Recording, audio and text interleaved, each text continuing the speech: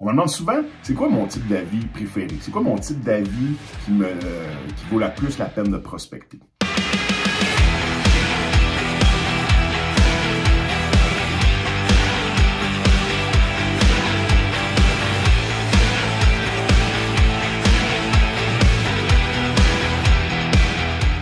Donc, écoute, je dois dire que c'est pour ma part les préavis d'exercice, donc les fameux avis de 60 jours. Donc, c'est quoi ça un avis de 60 jours? Ben, c'est des recours légaux que les créanciers ont pour venir récupérer leurs biens, venir récupérer leur argent. OK?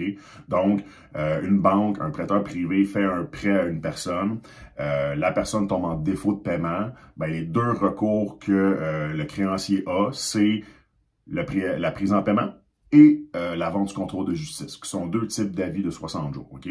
Donc, faut voir ça comme c'était l'équivalent d'une mise en demeure. Donc, habituellement, OK? Habituellement, les gens vont cumuler 3 mois de retard hypothécaire. Donc, manque un premier mois, manque un deuxième mois, manque un troisième mois. Souvent, la banque, l'institution bancaire, le créancier va appeler le client à ce moment-là pour tenter de régulariser la situation. Si ça échoue, ben là, l'institution bancaire, le créancier va mandater un avocat qui va envoyer le fameux avis de 60 jours, le préavis d'exercice.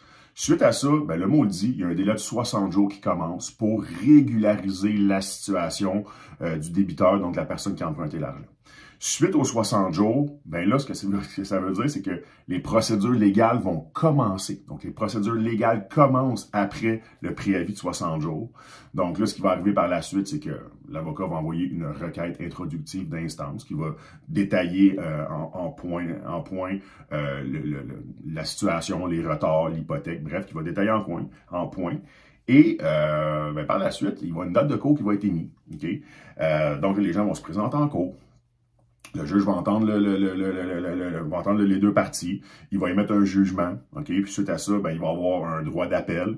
Et suite à ça, ben, si le débiteur a perdu, ben, il va avoir l'exécution du jugement qui va être finalement soit de reposséder la maison dans le cas d'une prise en paiement ou de mettre la maison en vente sous le contrôle de la justice dans le cas ben, d'une vente sous contrôle de justice. Bref, c'est ça un avis de 60 jours. Donc, pourquoi c'est intéressant pour nous, les prospecteurs? Ben, c'est des gens qui doivent vendre. En tout cas, s'ils ne veulent pas vendre, ils doivent absolument prendre une décision parce que là, le compte à rebours est commencé. Okay? C'est pour ça que j'aime beaucoup les avis de 60 jours. Ces gens-là doivent prendre une décision assez rapidement. 60 jours, ça passe vite. Donc, ils doivent prendre une décision, vendre leur propriété, refinancer, faire un achat-location. Bref, il y a plusieurs solutions qu'on peut leur proposer.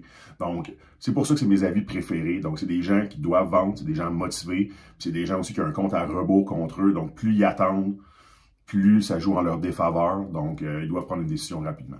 Donc, c'est pour ça que j'adore les avis de 60 jours. Donc, tu veux d'autres conseils comme ça? Tu aimes le contenu que je te partage? Écoute, like mon vidéo, puis suis-moi. J'aime beaucoup partager du contenu comme ça. Donc, ça va faire plaisir. À très bientôt.